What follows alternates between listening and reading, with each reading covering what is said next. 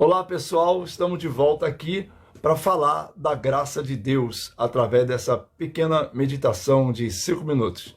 Muito bem, no vídeo anterior eu falei a respeito da Arca da Aliança que ficou ali em Bet-Semes quando foi recuperada da mão dos filisteus, quando os filisteus devolveram a arca e o povo olhou para dentro da arca e começaram a morrer. O que tem a ver isso com a graça, com o assunto que nós estamos comentando? Então, olha o que o apóstolo Paulo fala aqui em Gálatas capítulo 1. Maravilho-me de que tão depressa passeis daquele que vos chamou a graça de Cristo para outro evangelho.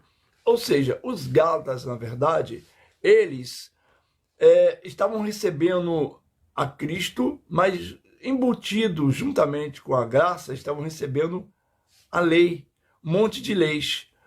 Por exemplo, o que tem a ver essa passagem que eu falei a respeito do povo olhar para a Arca da Aliança? O que acontece? A Arca da Aliança representava a presença de Deus, a glória de Deus. Ali, onde ficava a Arca da Aliança, o sumo sacerdote só entrava uma vez no ano. Em cima havia o propiciatório, aonde o sangue era derramado, o sangue para o perdão dos pecados era derramado ali em cima. Tinha os querubins representando, o trono, a glória de Deus, a presença de Deus. A glória de Deus descia sobre aquele lugar. Só que dentro da arca havia a lei, as tábuas da lei, que foi quebrado por Moisés, que na verdade o povo que falou, tudo que o Senhor mandar, nós faremos. E aí, quando eles falaram isso, a primeira coisa que eles fizeram foi quebrar o primeiro mandamento, não terás outro Deus diante de mim. Eles fizeram um bezerro de ouro. Ali tinha também a vara de Arão, que representa a rebelião contra a autoridade, ou seja, porque o povo começou a falar, não, se Deus escolheu a Moisés, escolheu Arão, também pode nos escolher também, nós podemos ser também. Então, o que aconteceu? Aí Deus manda Moisés separar 12 varas. Deus manda Moisés separar 12 varas. E aquelas 12 varas, ou seja, no outro dia, uma só floresceu, que era de Arão. Então isso apontava para o chamado de Arão, como está escrito lá em Hebreus também, no capítulo 5, que diz, versículo 4, ninguém tome para si esta honra, senão aquele que é chamado por Deus, como Arão.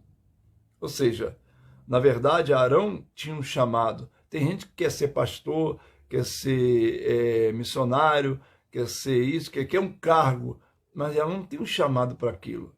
Todos são chamados para a salvação. Todos são chamados para testemunhar a respeito de Cristo aqui na terra. Mas existem cargos específicos que nem todo mundo tem esse chamado. Mas tem pessoas que querem ser chamadas, ou seja, alguns entram porque alguns pastores, para segurar a pessoa, dão cargo na igreja e tal, e assim por diante. Bem, vamos resumindo ao assunto. Aí diz, ninguém tome para si esta honra. Aí a vara de Arão, ela floresceu, ela ficava ali dentro da Arca da Aliança, e aquilo ali lembra a rebelião, a rebeldia do homem contra as autoridades constituídas. Quem de nós um dia não falamos alguma coisa, nos rebelamos de uma certa forma contra uma autoridade?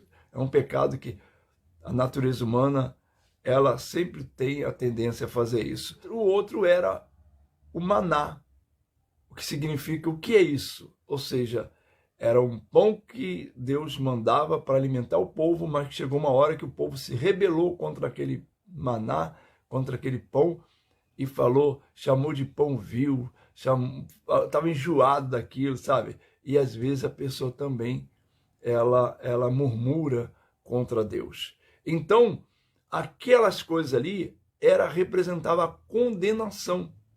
Quando eles olharam para dentro da arca, é como se eles estivessem olhando para a sua condenação.